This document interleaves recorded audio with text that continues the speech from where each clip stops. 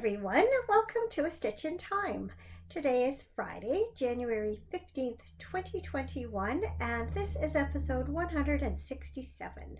I'm Carol, also known as Knits and Pearls on Ravelry, and I'm coming to you from the Fraser Valley of British Columbia, where we are enjoying a beautiful day of mixed sun and cloud. More sun than cloud, so it is quite lovely out there today.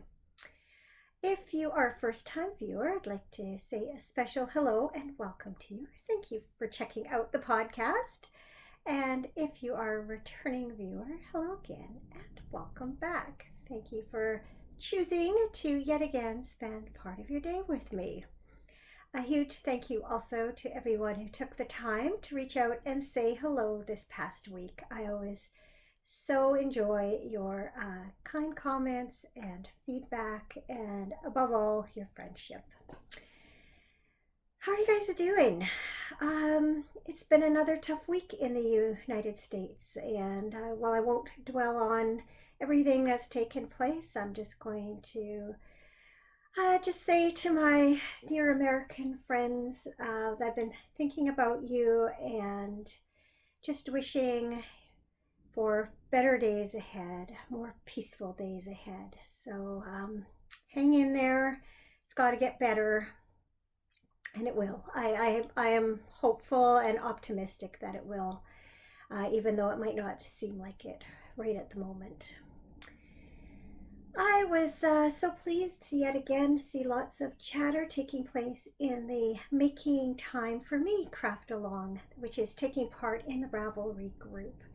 So thanks for that, all of you who are participating.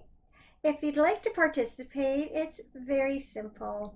This craft along is all about taking time to do the crafts that you love to do.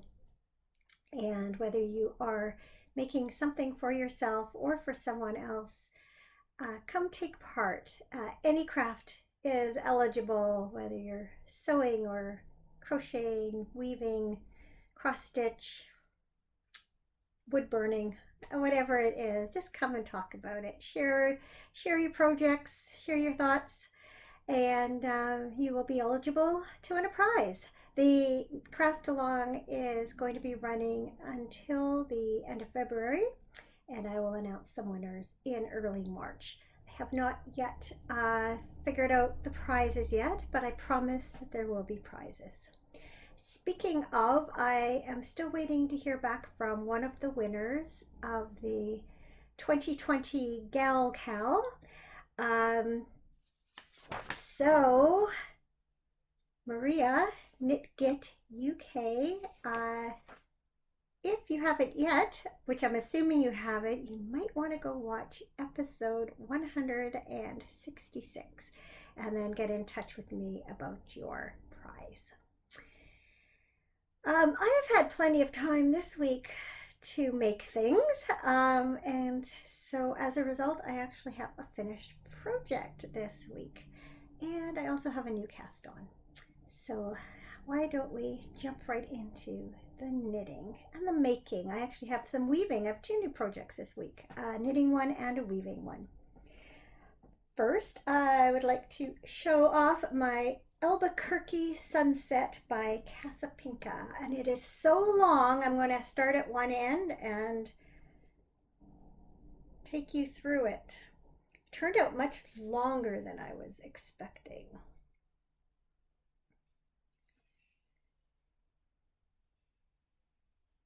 And there's the end. This is such a lovely pattern, though. I enjoyed doing it very much, and I more or less copied the original. I used very similar yarns, in one case the same colorway as the original. So those yarns are this silvery gray is Sweet Georgia Yarns Tough Love Sock in the Snowfall colorway. And then this beautiful pink and orange and purple is Miss Babs Miss Babs Tart in the Deep Sea Jellyfish colorway. So as you can see, there are a number of different stitch patterns that run through this shawl. Actually, there are only two real stitch patterns. This one really is just the same as this one. It just varies by the amount of space that you leave in between the rows of slip stitches. And then this lovely lace panel at the end. And I see I missed an end. I cut them off just before I started recording because I didn't block this until yesterday afternoon. It's still very, very slightly damp and it smells really nice. I used, I think it's the eucalyptus, the jasmine. I can't remember what it's called. Anyway, it smells really nice. Trust me. So yeah, first finished project of 2021. I'm not going to wrap this around me at the moment because it is still a bit damp. I anticipate I will wear this sort of scarf-like as opposed to shawl-like, but you never know. It certainly is big enough to wear just draped around my shoulders like this.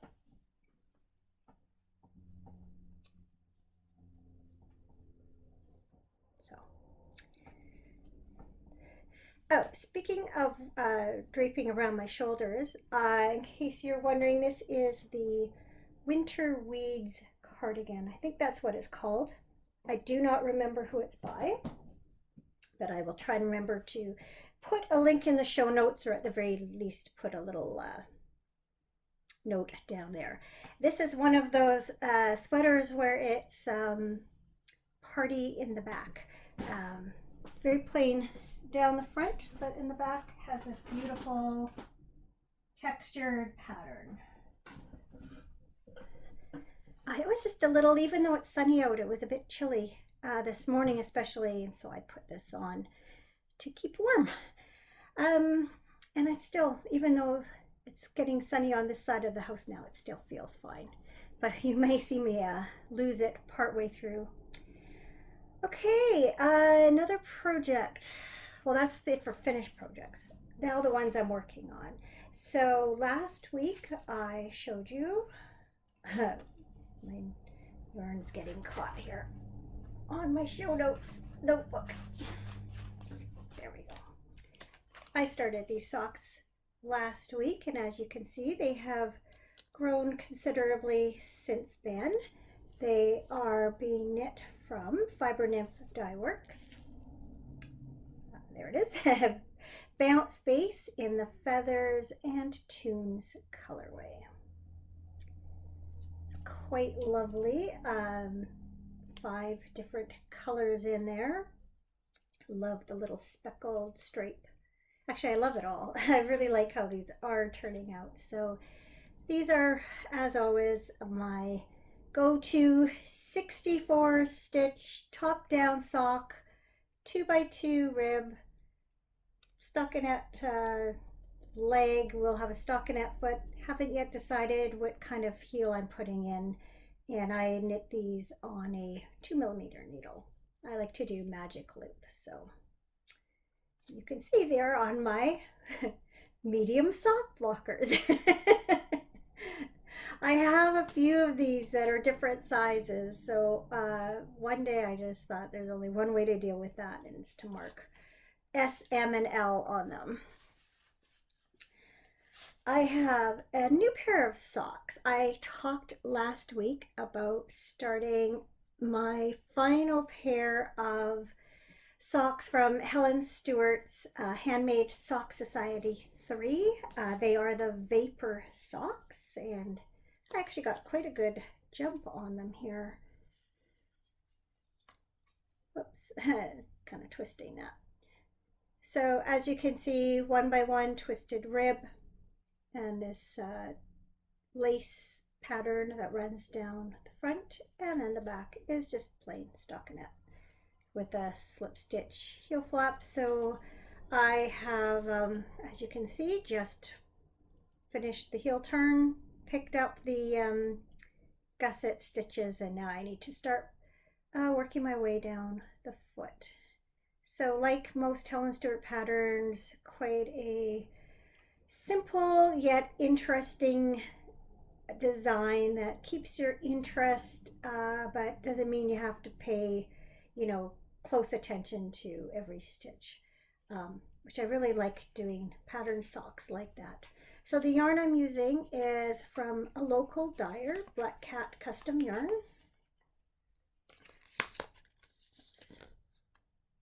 And that is the Everyday Sock in Dratini. I think that's a Pokemon reference. Have to make sure, but yeah, beautiful kind of periwinkle blue color. Actually, quite similar to the top I'm wearing too. And very similar to the yarn I am using for my longest night shawl, as I pointed out last week. I did not bring that in here with me today. That is the Longest Night Shawl by Lori Law.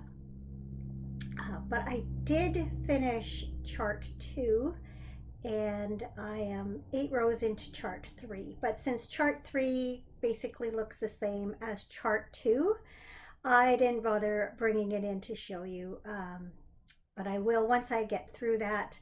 Then once I get to a different lace pattern, it'll be worth showing it to you again. But it is nice to see it growing, for sure. I spent quite a bit of time on it last, I think it was Saturday or Sunday, and got through the rest of chart 2, and then have done what I had intended and been working on it a little bit most days, about an hour or so most mornings, and I'm going to try and do that for the foreseeable future and see if I can't get that enormous shawl finished this year. One more work in progress that has seen considerable progress since we last spoke, and that is my Swallowtail by Jamie Hoffman. A little blank there. So when I showed it to you last week, it did not, whoops, my yarn's catching, hang on.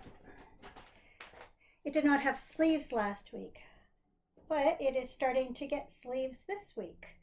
So as you can see, I have, pardon me, done the color work on both sleeves, and I am sort of working on them concurrently,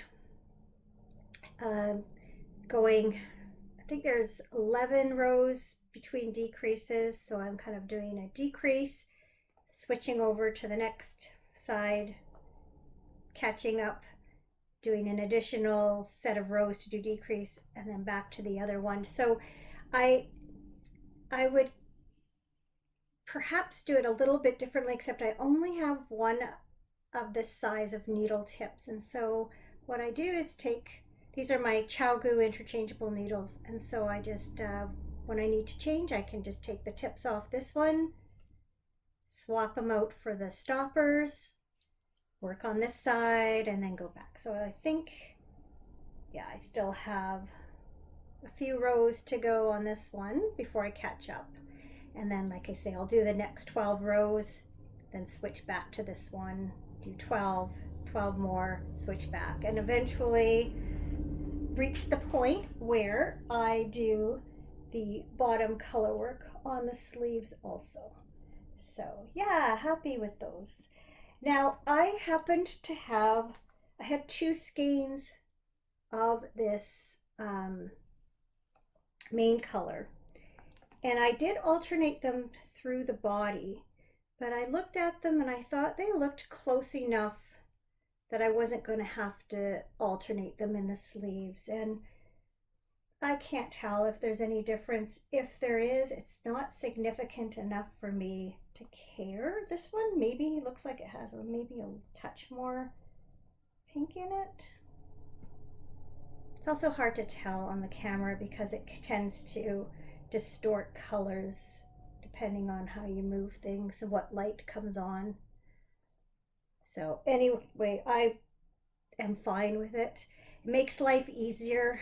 It's no fun alternating yarns at the best of times, and it's even worse when you're trying to do it on a small circumference. So I'm going to be just fine with those however they turn out. So that's the front and then the back. which is equally as pretty. So yeah, enjoying working on this, loving how it's coming along. The yarn I am using is Fiddly Dye Works. I think it's Merino Sock. Yes. So in 4 colors. So this cranberry color, which looks very bright on my screen. Not sure how it will communicate to you. It's deeper than what it's showing up. This is Adira. The natural with the little colored flecks is Olivia. This dark brown is Julian. And then the main color is Sophia.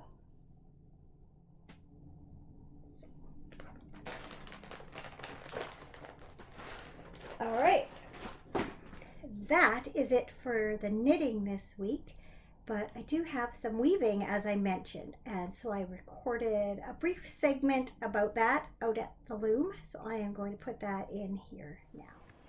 This time around, I am weaving a houndstooth check scarf. The houndstooth check pattern is super easy, way simpler than it first appears. You choose 2 contrasting colors of yarn, and then when you thread the loom, you alternate 2 strands of one color with 2 strands of the other, all the way across the warp. And then when it comes to weaving, you do the same. You alternate 2 strands or 2 picks of one color with 2 of the other. And it's the way that these warp and weft strands intersect that create this jagged check or houndstooth pattern, as it's called. For the yarns, first I'm using this superwash merino from Mineville Wool Project. It's a special run 4-ply in the cranberry colorway. And then I'm also using this yarn by Black Cat Custom Yarn in the double base. Whoops. And that's the Quicksilver colorway. So because this is a worsted and this is a DK, it's creating a little bit of extra texture since the cranberry strands are a little bit heavier, thicker than the Quicksilver one. So far I am really pleased with how it's coming out. Still working on my edges, but I think that's a work in progress. I have found a satisfactory way of changing yarns at the side. On this side I bring the working yarn under the resting yarn, and on this side I bring it over, and that seems to be creating some decent edges. So yeah, continuing to have fun with that. As you can see, I did lose the sweater. It was getting a little warm in here, but I guess drinking hot tea wasn't helping either. As for the weaving, I am so enjoying it and so happy I got a loom. It is very it's interesting how you can take the same material, yarn, and yet achieve such different results between knitting and weaving. And I was thinking about this last night as I was weaving, that the processes are different and the rhythm is different, and yet they are both very relaxing and meditative.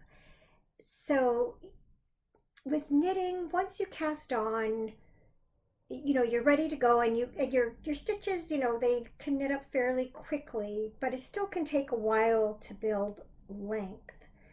Where with weaving, before you can start, you need to plan your warp and actually warp your loom, like measure out your warp and thread it through your heddles and get everything prepped. And then once you start weaving, the length builds up quite quickly, definitely more quickly than knitting.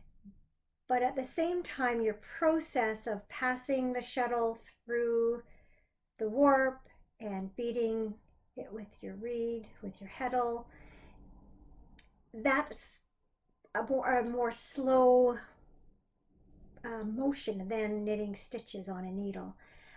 So yeah, I've just been enjoying having both. I'm lucky to have both, and I'm already planning my next project. My sister's birthday is at the end of April, and I asked her if she would rather have socks or a woven scarf, and she emphatically said scarf and gave me some color suggestions for things that will match her coats. So I am already starting to think about what I might do there and see if I have any yarns in my stash that I can use or if I'm going to need to go shopping. Um, so that is it for the crafting this week. I guess it's going to be a fairly short episode because I don't have a ton to talk about either. In general, it's been a fairly routine week. I did have an eye appointment yesterday and went out for that and then ran a few errands.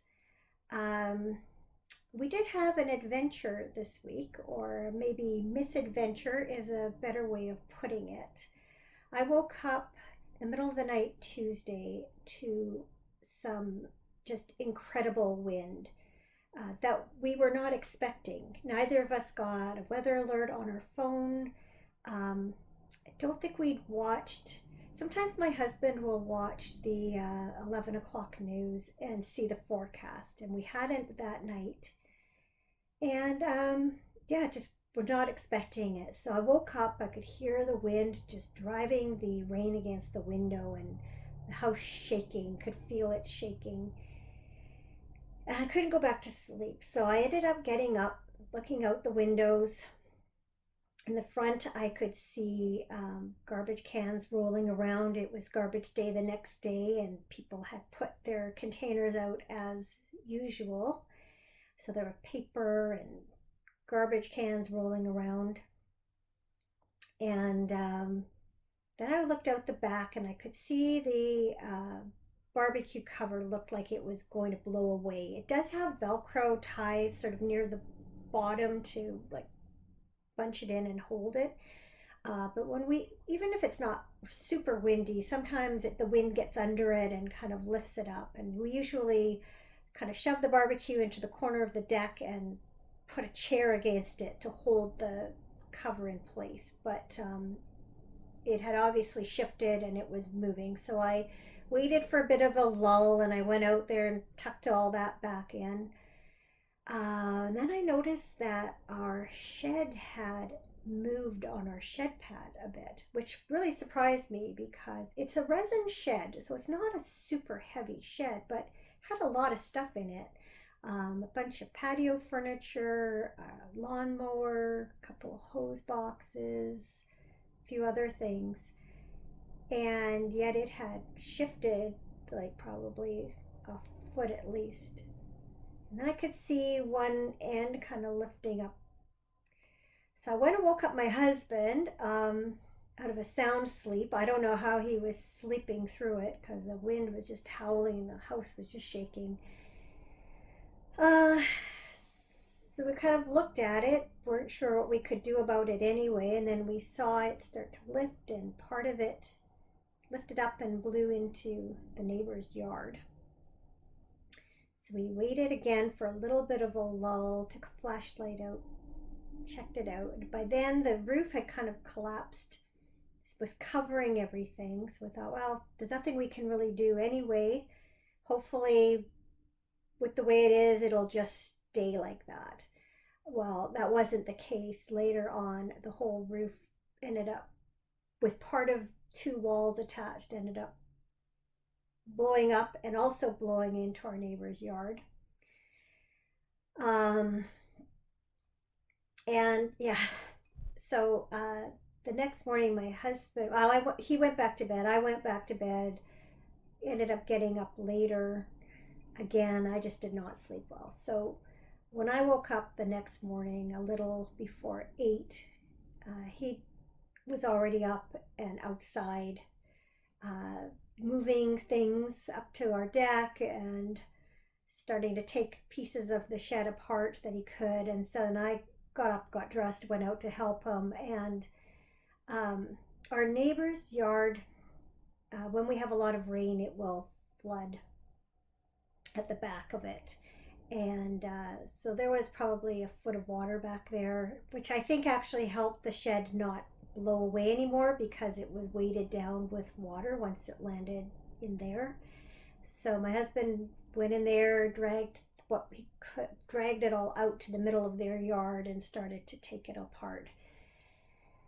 Um, it doesn't look like it's salvageable because some pieces got quite twisted, and um, I just don't think it's going to go back together again. And even if it did, now we realize that it's just not suitable for the kind of wind we could get here sometime. Now, this was very windy. I mean, it was, I think we heard sometimes up to 100 kilometers an hour. So that's about 60 miles, I believe. So quite significantly windy, and we get a lot of wind that comes across the farm fields that are at the back of our property. There's no trees there to break that wind. So we have a nice new concrete shed pad. As those of you who have been watching for a while know, we just got all this concrete work done and rebuilt our resin shed and put it up just a month or so ago. So time to get another shed. This time we're thinking of going for a wooden one and definitely getting it bolted down. And between those two things, it should withstand heavy winds again, because we do sometimes in the wintertime especially get Arctic outflow winds that can be very powerful. This was not that. This was not a cold north wind. This was coming more from the south and east, I think, and it was not a cold wind, but oh man, did it blow. I was thinking our whole house was going to blow away. I was quite worried about it. So that's our excitement for the week. Before I say goodbye, I'm going to talk about something good, as I try to do most weeks. My something good this week is my new camera came yesterday. It is a Nikon Coolpix 1000, and my old camera was the same except it was an A900. It is so good to have a camera again. It's been a really nice day here, and I've been taking pictures all morning of the birds. We have had an eagle that has frequently been roosting in a neighbor's tree, like 2 yards over from us. One day I saw it for most of the day, and it was still there when it got dark, and it was still there the next morning as it was getting light. So I'm pretty sure it stayed the whole night there. So we have frequently seen it. We assume it's the same eagle. It's a mature eagle with the white head and tail, and it'll just sit up there for hours sometimes, like today. So unlike my phone, with my camera, I'm able to zoom in really closely, get some really good clear photos and video footage. So I'll put a few pictures in here as I talk. And then I am going to put a little bit of video in at the end for those of you who are interested. So you ask, if you got your new camera, why aren't you recording your podcast on it? Well, this is the reason. I thought it was going to be the same as my other because it said it had the screen that moves.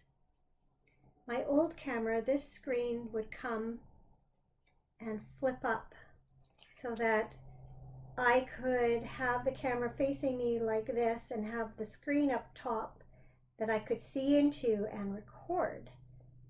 But this screen only moves like that. So you can get different angles for things you're shooting. That's the whole point of it. But unfortunately, it does not lift up and over the camera like the last one. So I am not quite sure what to do about that. I have the opportunity to return this and get the same camera as I used to have. On the other hand, this one has some features that the other one doesn't. And so I'm kind of stuck. The good news is that I think I told you last week, I did get, they were unable to repair my last camera, but I was being issued a refund for my last one because I'd had a accidental warranty that I'd bought alongside it. And my refund actually arrived today. So that's been really fabulous service there, I have to say. So yeah, I have to give it some thought whether I'm going to switch this up for my old model again, or because I do have my laptop and because I do have my phone, I do have the ability to record my podcast in other ways and still have the advantage of having my camera being able to take photos and video on it. So not sure yet what I'm going to do about that. So that was the only down thing. I went to record, went to set it up, went to flip the screen up, and went, oh, I can't use this unless I have it sitting in front of me and just talk to the camera and not be able to, know what you're seeing and what you're not. At least if I have a screen looking at me, I know what's in frame. So we'll see. All right, I think that wraps it up for this week. I hope you are all well and safe and healthy, and I wish you a happy and craft-filled week ahead. I hope you have time to do something that makes you happy. So thank you for watching, as always, and I will see you again next week.